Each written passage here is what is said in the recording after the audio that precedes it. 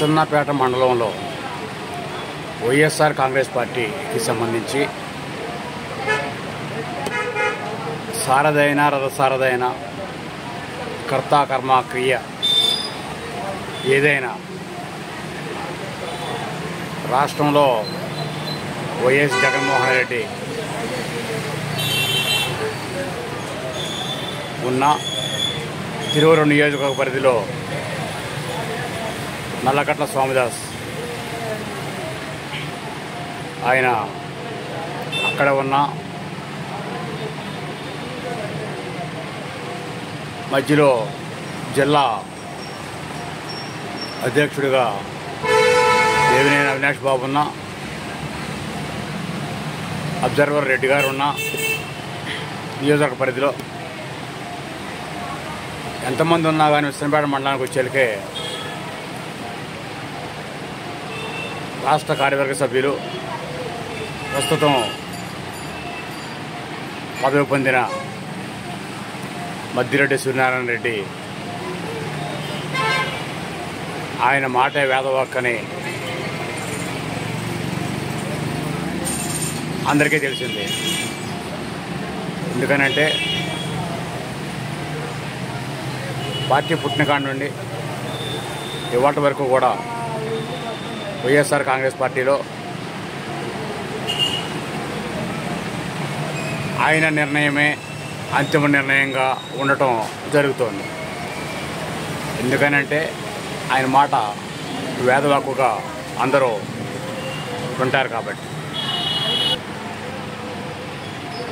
మద్దిరెడ్డి సూర్యనారాయణ రెడ్డి మాట అంటే వైసీపీ పార్టీలో ఒక గౌరవం, ఒక నమ్మకం, ఒక బలం, ఒక వెన్నుదన్ను.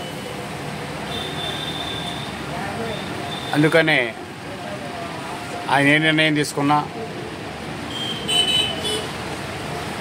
ఒక గ్రామంలో ఒక సమస్య ఉందంటే ఆ గ్రామంలో ఉన్న కార్యకర్తలను, నాయకులను సమావేశపరిచి ఏం చేద్దామని అడిగి మరీ చేయడం జరుగుతోంది.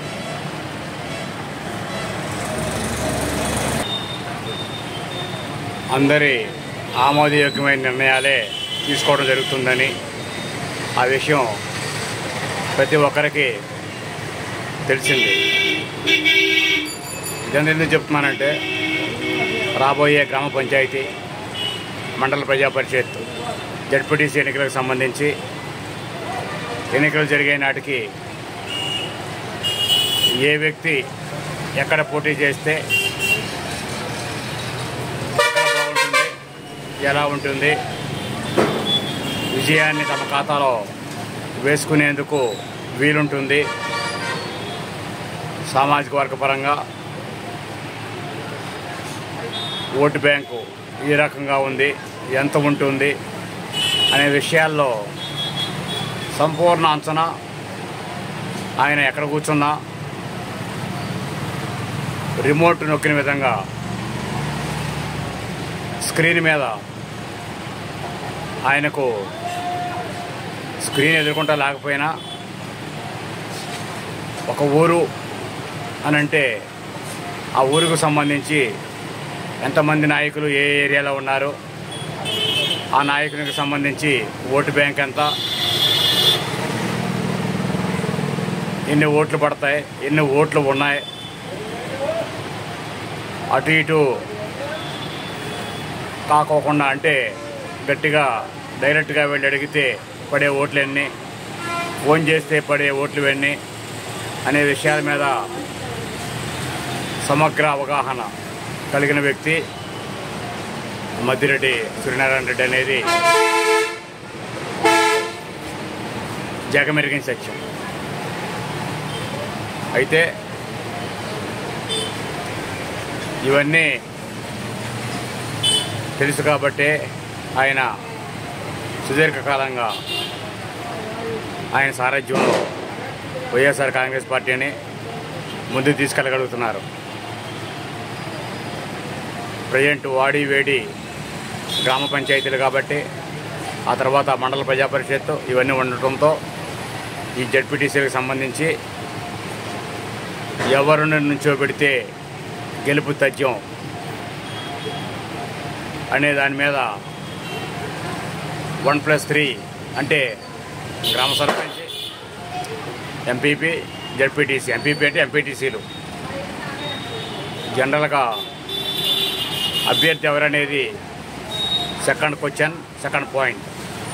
ఎంపీటీసీలుగా రిజర్వేషన్ ప్రాతిపదికన ఎవరిని నుంచి పెడితే ఎక్కడ గెలుస్తారు అనేది కూడా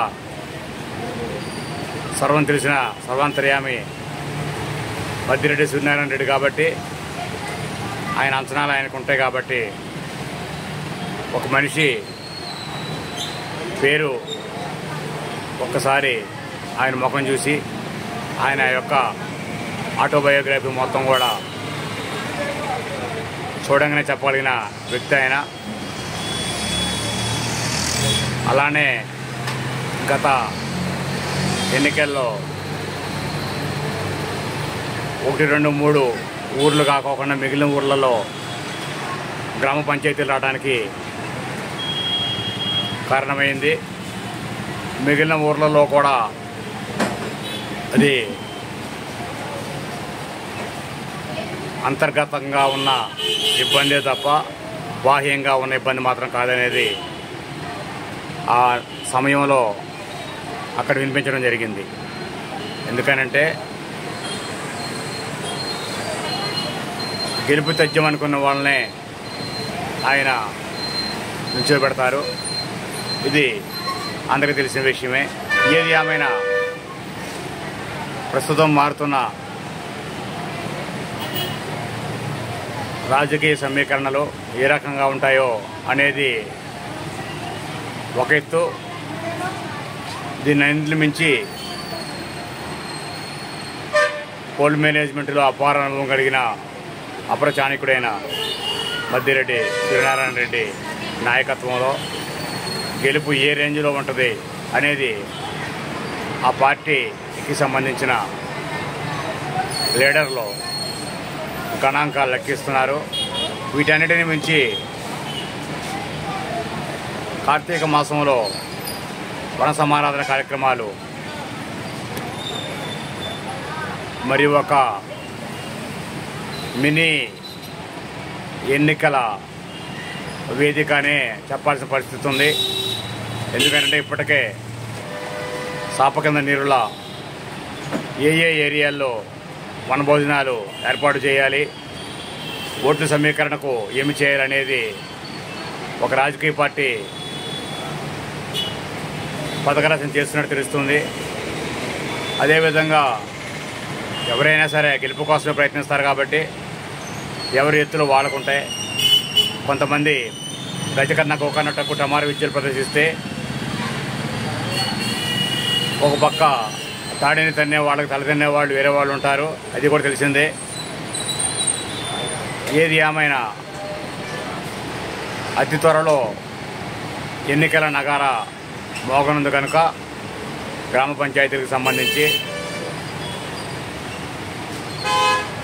ఫుల్ స్క్రీన్పై ఎవరేమిటి అనేది అతి త్వరలో మరలా రానున్నది. కాబట్టి అది బయటికి వచ్చే వరకు ఊహాగానాలు సర్వసాధారణంగా జరుగుతూనే ఉంటాయి.